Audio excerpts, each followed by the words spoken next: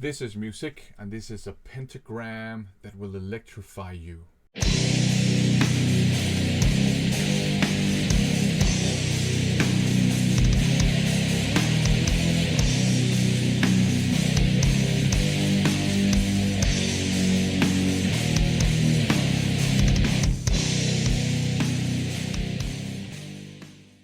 Welcome to another Bitten by Lovebites video. In these videos, I share with you song by song my impressions of the Lovebites albums, EPs and stuff I have in my collection. So they're not reaction videos. I've said this a couple of times before. Lovebites, they are maybe the band, certainly one of the bands that saved power metal for me. I had grown sick and tired of power metal. It had become boring and stale and cheesy and very wimpy to me. But Lovebites showed me that there's still power metal out there that's not wimpy. Anyways, we're talking about this one here today, Electric Pentagram. As you can see, there's an OB on it, so that means that this is a Japanese pressing that I have in my collection. It's out on Victor. It's from 2020. A pretty cool style here, the visual side. I like how they look like a marching band. I don't know why. I think that's pretty cool. Anyways, it's all about the music. Let's talk about the music. This album starts out with Thunder Vengeance. Super strong opener. Thrash metal song to my ears. Maybe power thrasher, if you wish. And from the get-go, they showcase one of my favorite dimensions of their style, namely Haruna's work on cymbals and the double bass drum. One of the things that I was tired of when it comes to European power metal was the drumming was boring. It was just double bass drums all the way. Haruna has managed to make power metal drumming interesting, and I appreciate that. Super shreddy guitar solo work. Miyako and Midori are fantastic guitarists. You have a pretty cool mid-tempo breakdown in the bridge, which is a nice contrast to the aggressive thrashy part. And you have very powerful vocals in this song. Thunder Vengeance is, hands down, one of my favorite songs on this album, and probably one of my favorite songs in their entire catalog. The next song is called Holy War. By the way, Thunder Vengeance, I knew that song already, but I had heard a different version of it. Holy War, I think I had heard that song too. It's an all-out epic power metal song. You have some symphonic elements in it, and the symphonic is an integral part of these ladies' style. And they do the symphonic part in a way that I appreciate. Normally, I don't really like symphonic metal, but they make good use of the symphonic part. Doesn't become too cheesy. Larger than life chorus, your old school power metal larger than life chorus. One thing that I think it's fair enough to characterize their style as being a modern take on old school power metal, with elements of just straight up heavy metal and hard rock and thrash metal too. But I think it's a good, I personally, for me it makes sense to kind of classify them like that. Or describe him like that. And while I don't like a lot of modern power metal, I like a lot of old school power metal. Anyhow, nice larger than life Schlager chorus. The bridge is very cool. It's kind of strangely groovy, but I like that. The vocals, great. I like the vocals. It's followed by a song called Golden Destination. Has a catchy chorus. It's a galloping heavy metal song with twin guitar work. I'm already sold. I'm a sucker for that. The vocals are kind of like mid to low register for the most part though. Not a problem, just an observation. We'll return to that later on. It's followed by Raise Some Hell. I knew that song too. I think it's on the best of as well, which is the first album I heard by Lovebites. They're the best of from a couple of years back. Anyways, Raise Some Hell. The next song is what I call a motorcycle metal song. It's very groovy. I like that. And it has some cool like pinch harmonics and other details guitar-wise, which I appreciate. The vocals are again kind of mid to low register, but they do increase in intensity.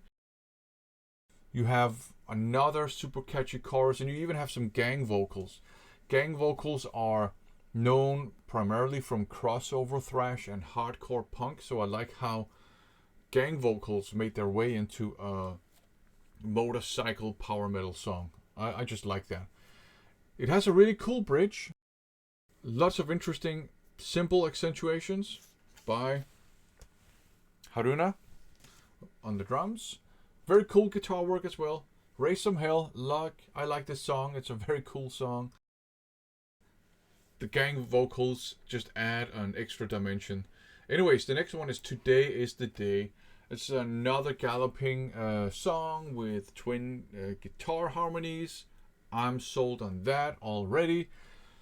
This is interesting because this one has like a pretty simple piano figure overlaid on top of the heavy guitar. And it just adds kind of a sense of a melancholy.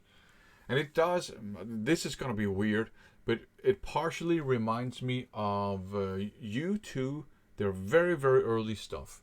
And it also partially reminds me of 90s Death Doom, where they would also use that kind of approach.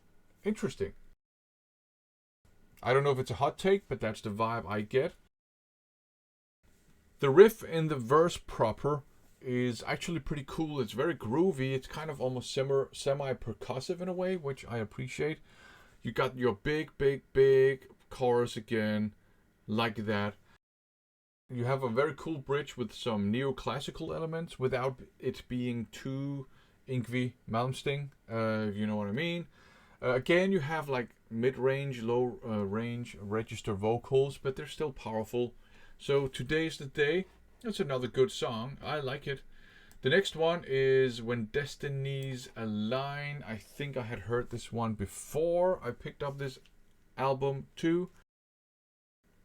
To me, it's more of a standard power metal song.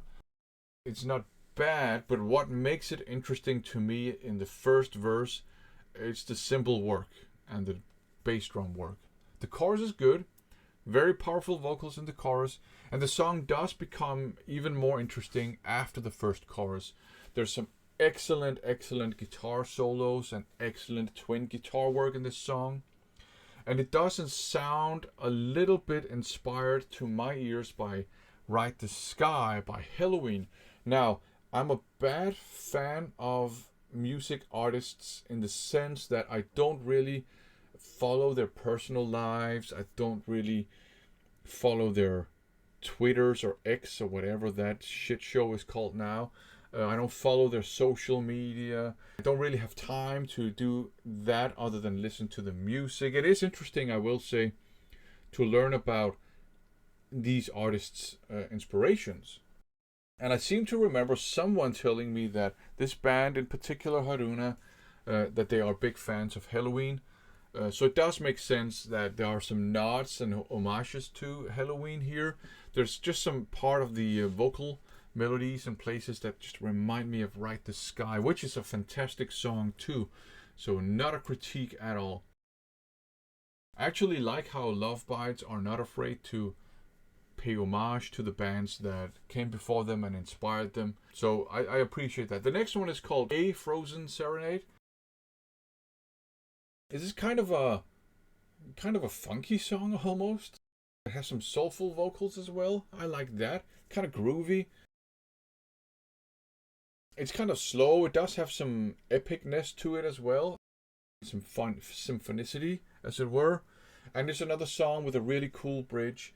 I noticed that on the EP that came before Electric Pentagram that the bridges started becoming more interesting in their style. And that's something that I think is part of their style to this day, right? Really interesting bridges. And the bridges are also kind of like a turning point that kind of change sometimes the vibe of the song or make it even more intense or less intense or something like that. So it's a really cool bridge. There's a piano breakdown in the bridge. And there's a nice acoustic solo as well. You have some cool twin guitar work. And then the song gets more intense after the bridge. This is what I hinted at before. So a Frozen Serenade starts out being groovy and funky, ends out being kind of super intense. So I like that. The next song is called Dancing with the Devil. This one is interesting. It's more of a groovy, melodic hard rock song than a metal song, I would say, to the extent it makes sense to distinguish between hard rock and metal. In a way, it doesn't. To me, it's kind of like a continuum, really. That hard rock is part of metal to me, but it leans a bit more towards the hard rocky side on that continuum to me. One thing that I think is really interesting is that the riffage reminds me a bit of sleaze rock, glam metal, kind of like Motley Crue, Rat, that stuff. I like that. The drums keep it heavy. The drums are what keep this song heavy. Again, Haruna, super important component to me, at least, of the Lovebites style. I think it's a really good song. It's different because it's kind of hard rock, almost glam metal in a way, but it's different from the rest of the album, and that makes it one of my favorite songs on the album, along with Thunder Vengeance. So that's just nice. A change there. Now, I will say one thing I appreciate about Lovebites is that their style is consistently hard rocking, heavy metal, power metal. A lot of other Japanese metal bands from the same scene that I like those bands too, but they often draw a little bit more on pop music, and you have some pop punk and stuff like that.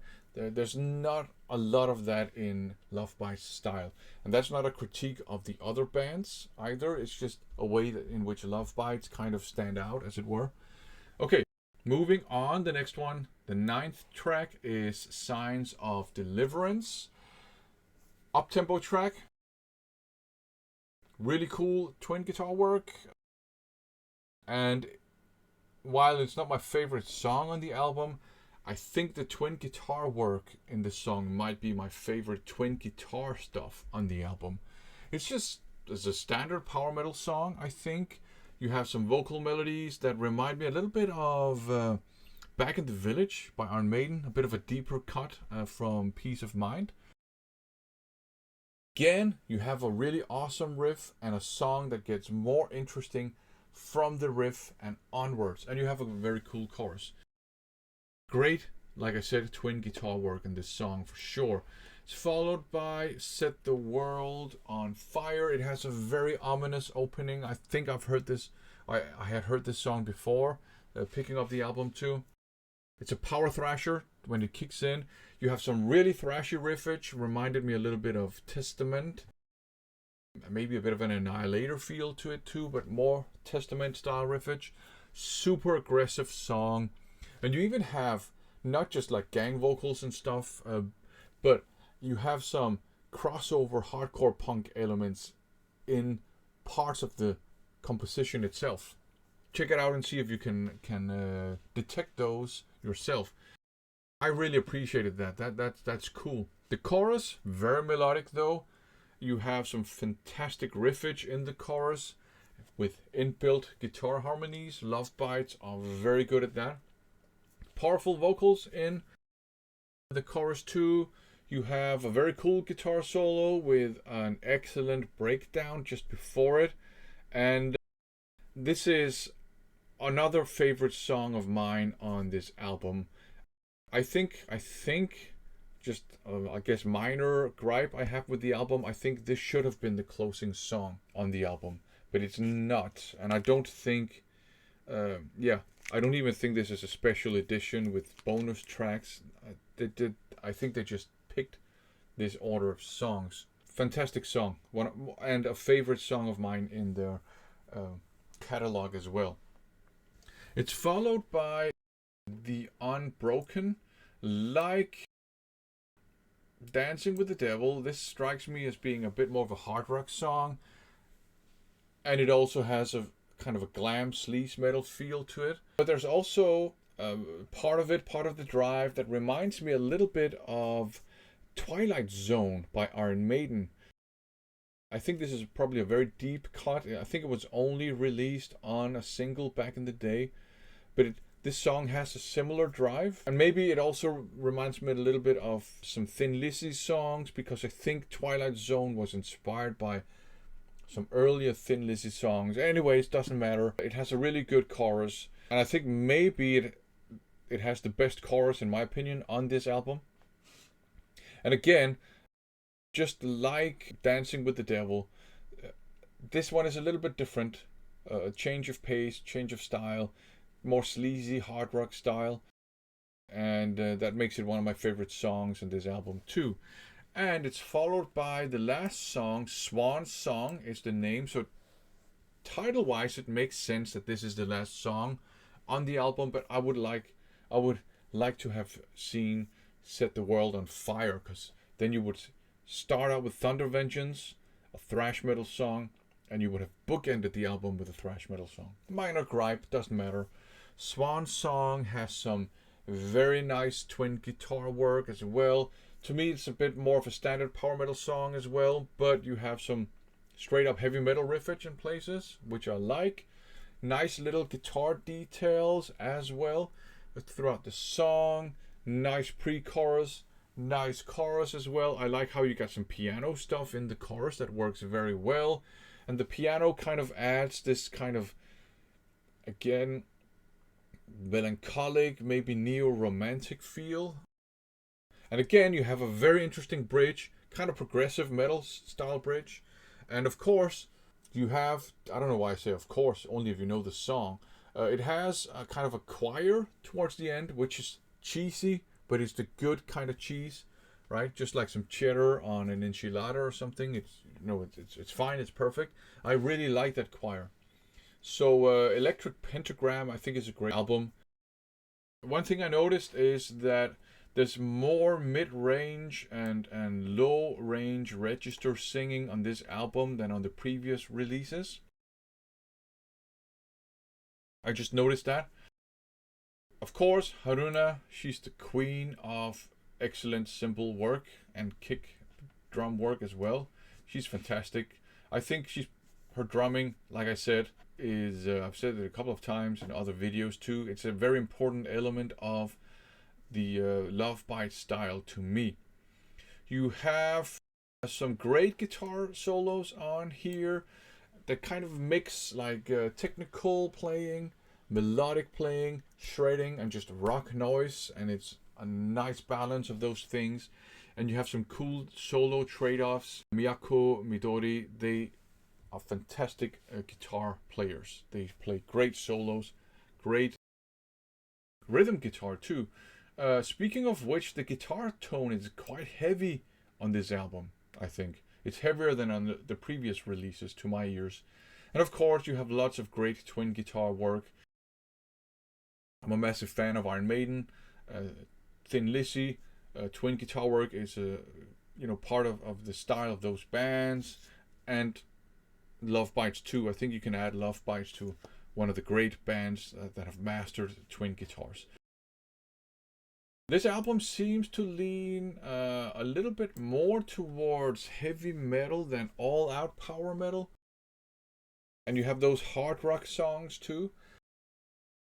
It is a power metal album to me at the end of the day though, but it just leans a bit more towards heavy metal. And they sneak in a lot of neoclassical elements. They're very good at sneaking those in without it being too Yngwie Malmsteen, if you know what I mean. So this is another great power metal album for sure. My favorite songs, interestingly enough, my favorite songs are the two thrash metal songs, Thunder Vengeance and Set the World on Fire, and then the two complete opposite types of songs, Dancing with the Devil and The Unbroken, which are a bit more like sleaze glam metal. So there you go. I think this is a fantastic power metal album too. Definitely worth checking out if you like power metal. That is for sure. Thanks for watching.